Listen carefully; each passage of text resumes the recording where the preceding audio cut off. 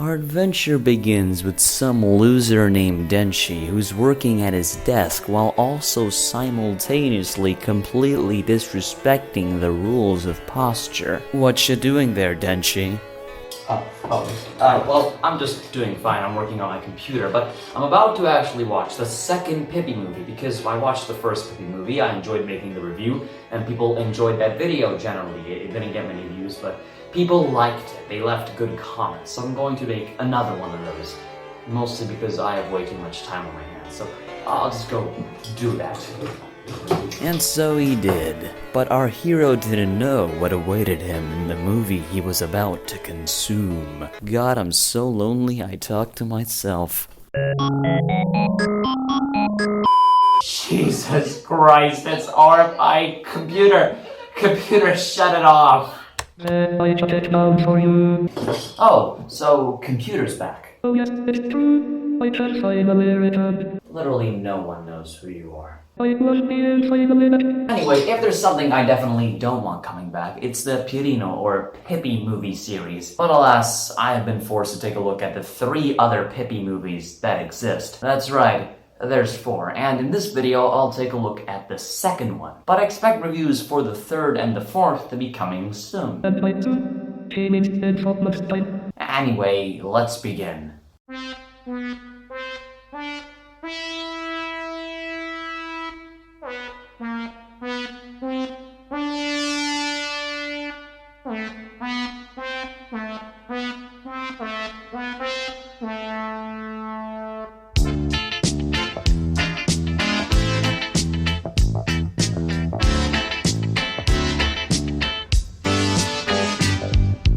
So my previous video on the Italian Manchild did surprisingly well, at least in the form of critical reception from YouTube comments. But it seems people genuinely like me shouting about some Italian Manchild walking around Rome and making stupid jokes, and how this premise was somehow squeezed, well not really squeezed, more like exploded, expanded into a feature-length movie. So I guess I'll take a look at the sequel. Pirino, medico della Saub, or also known as Pippi, medic of the Saub. I don't exactly know what a Saub is, so already the title isn't really resonating with me. So in the first movie, Pippi was a little bit of like a deranged, perverted lunatic. In this movie, he becomes straight up Josef Mengele, that being of course the terrorizing Nazi doctor that tortured children, women, and men alike, while also extraditing his complete mental insanity. The plot of this movie is kind of related to doctors, as you can tell from the title. It's like I talked about in the previous movie, all the Pippi jokes are just immature garbage. Rarely there's anything actually thought out that is actually funny. It's all just play on words in Italian and stupid jokes about sex and all that stuff.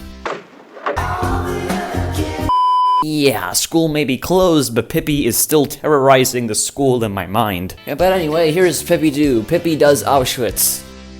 Okay, so the movie starts with Pippi's family reading some form of telegram from him. It turns out Pippi has gotten a degree in something. I'm assuming medical sciences because that kind of ties into the plot of the movie. And now his family goes to greet him at the Rome airport. Okay, so you're probably wondering, how did Pippi, the guy who was dumb and stupid at elementary school in the first movie, magically turn his life around and get a degree in the medical sciences? Not only that, but also doing it in a foreign nation. Well, let me explain. Before we actually understand the movie in full, we have to take a look at the plot of the movie, which is surprisingly complex and involves various nations all in one big joke. It will all make sense once I've explained it. So Pippi's family lives in Rome, right?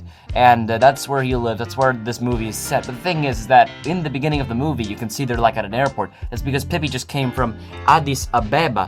And the reason he came from there is apparently Pippi was going from school to school in Rome and eventually around all, I'm assuming the whole world, trying to look for some form of school where he would be able to graduate with a medical degree. I was asking the question as well in the beginning of the movie, like how did he get a medical degree? He's Pippi, he sucks at school and such. That's kind of like one of the main plot points and jokes of the movie. It's like, oh, look at him, he's like bad at school.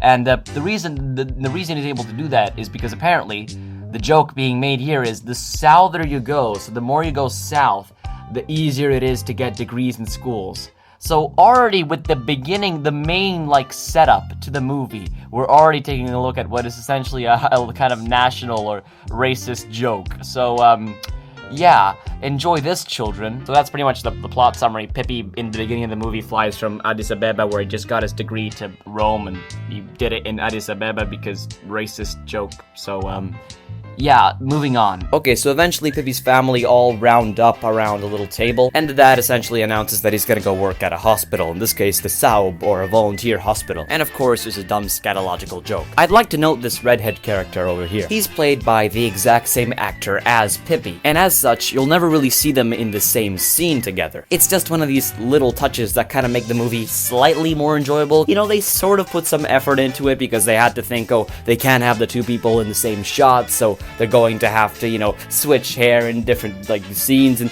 all that stuff. There's some level of thought put into this. But yeah, moving on. So it's also revealed that apparently Pippi's, like, faking his own name? Well, the plot just got randomly harder for no reason, but because of this little impersonation act, Pippi is easily able to get past the administration at the hospital and just kind of instantly get a job. Then he meets a bunch of random doctors. Okay, so there is a slightly funny joke, sort of, here. The interviewing doctor guy asks Pippi about his studies in Addis Ababa, and he tells Pippi, "Man, they must be hungry for knowledge in the third world." And he replies, "Nope, they're just hungry." And like, that's like sort of did something for me. Then all the doctors walk down the hallway in a shot they're, I'm thinking, trying to rip off from something. Pippi gets thrown around and such, falls out a window and into a garbage truck. Once again, this slapstick humor is sort of the highlight of it because you can clearly tell they at least tried to make it look okay. In the first movie, it was the most redeeming quality in my opinion. Okay, so the important Professor Man shows up. I don't really know who he is, he just kind of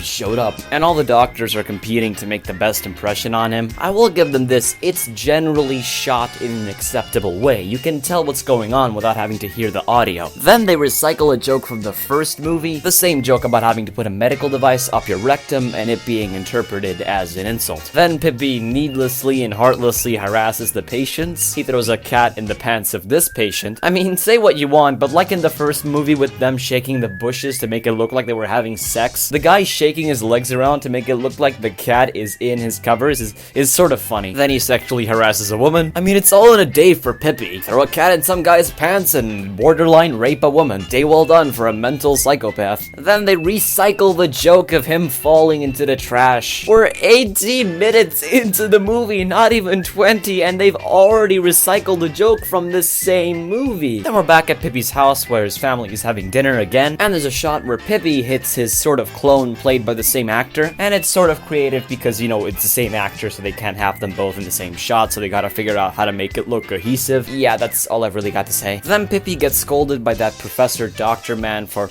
I'm thinking, killing a patient? I mean, really, what do you expect from Josef Mengele? So Pippi was degraded to janitor work, and as soon as he gets his first assignment, he just tries to run away. So he ends up in the basement where all the dead people are. He ends up having to fake being a dead carcass while the other doctors talk and gloat about how many patients they've recovered. And here's where a key plot point of the movie shows up. You see, while they were conversing, the professor states the following line: "The power of a doctor isn't how many patients they have." And Pippi, being a complete sociopath, interprets this in the wrongest way possible. He starts getting his family members to fake being patients for him. I mean, say what you want, you might find it a funny premise, you might not, but there's no denying that that's a pretty mentally insane thing to do. Pippi calls a cardinal up, and apparently now he's going to have a cardinal as one of his patients. Okay, so the patient that Pippi called up from the cardinal man gets arrested, and he gets sent the wrong guy. Pippi calls up his father, and it's organized that more and more patients from around town through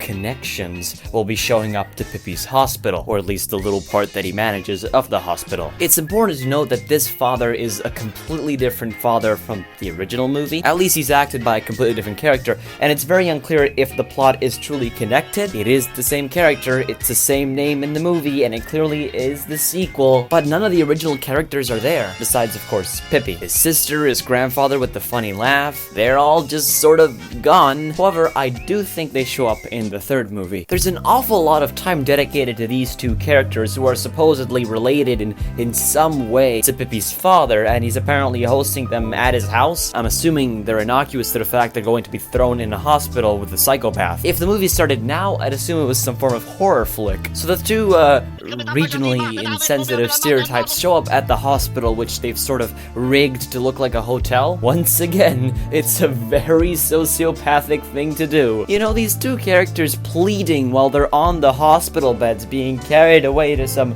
random section of the hospital ran by Pippi just kind of puts the whole movie into perspective. Then Pippi's weird red-haired brother is shown to be giving tours in Rome, and he purposefully makes 10 people fall down the stairs just so he can give more patience to his brother. Once again, the funniest thing here is just seeing how far they can go in terms of completely sociopathic behavior. But it seems like Pippi's plan has succeeded because he's now become the co-doctor to the professor, and so Pippi gets to boss around the other doctors. There's yet another scene where he acts like a complete pervert. There's a joke about Pippi sending all of the other doctors to take blood samples from that cardinal guy from before, and then he comes back and he's like, oh, I have no more blood, ha ha ha. Anyway, Pippi flirts with that girl he saw through the window while he was being a pervert, and so Pippi rushes to her, and then she like faints to the corner because she sees how ugly he is.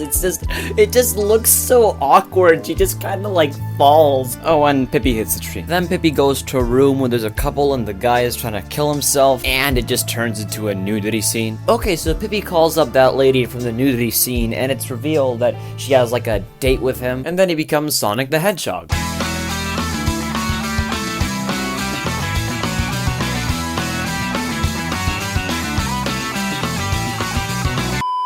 Anyway, remember how Pippi had all of his relatives and friends of relatives and all those people through connections end up in the hospital for him? He attempts to dismiss them all on the same day, but the professor doesn't let him because it's more cost effective not to. Well, hey, at least the professor is also corrupted. It turns out that the professor is leaving for a while and Pippi's going to have to replace him. I think you know where this is heading. Anyway, Pippi is called to go check out a room, and it turns out that that girl that he talked to before in the nudity scene is there for some reason. Pippi once again acts like a complete pervert. Her husband acting really mad behind the little plastic shell is just one of the small things about this movie that is sort of funny. Anyway, it's revealed that now that Pippi is sort of the drop-in replacement for the professor, he's going to have to do surgery. So obviously he acts like a pervert around the nurse. I mean, do I really need to actually sit here and note all of these specific things? Can I just say like one-liners? I can't believe it took them till the hour and 10-minute mark to make a gay joke. I mean, in the original movie, it took them like, what,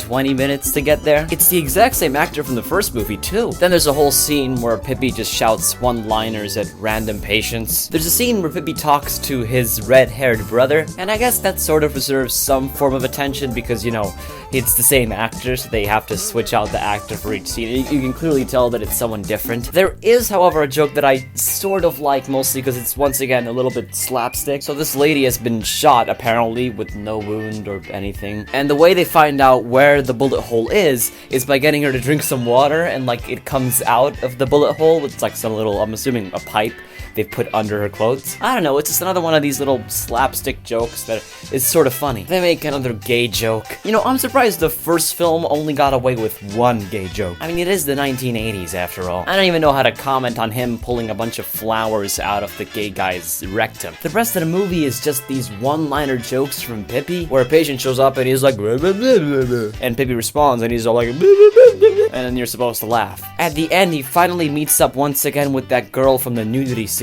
And the funniest part here is this face. And it finally ends with Pippi in a hospital bed, and everybody scolds him for doing all the horrible stuff he did. And then we finally end with a nice racist joke. Pippi, since he's such a bad doctor, goes to the Addis Ababa hospital. And there, the credits.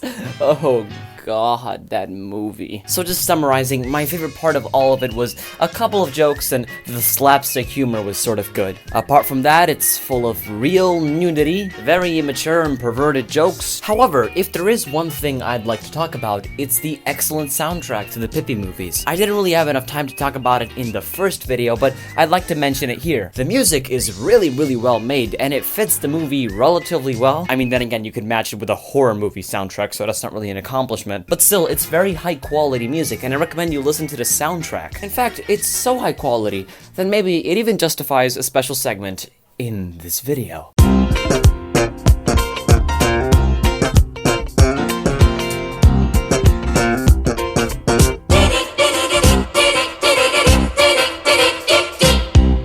Se sei come me, c'è chi te dirà, smetti di giocare, comincia a studiare.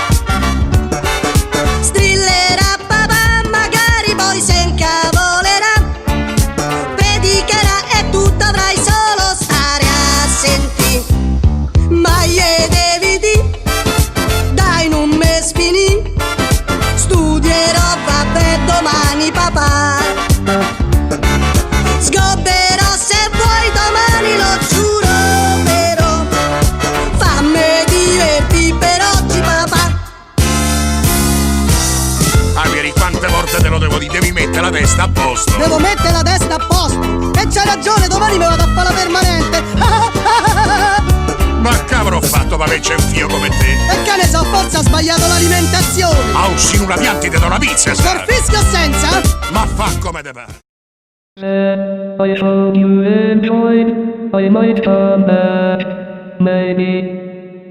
Well, I hope you enjoyed watching this Pippi 2 review. Took me a couple of months to do it, despite how relatively, short, or sort of short it is. It's just that I rarely find time for it between making videos about Linux and other things. I'd like to thank everyone who commented on the original video. Thanks for making it clear that people do like my movie reviews. I'm planning on making more. I want to make a review about the movie The Birds. There's some fun jokes to make in there about the movie and how the plot and the characters and all that stuff. It's a very, very nice horror movie, and it holds up very well to this day, so I guess stay tuned for that. But in the meantime, I've been Denshi.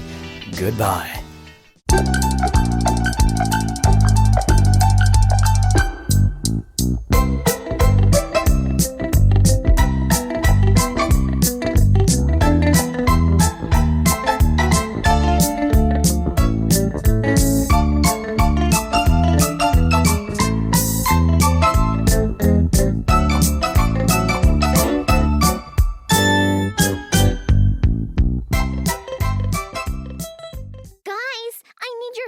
No kidding, you're a disembodied head.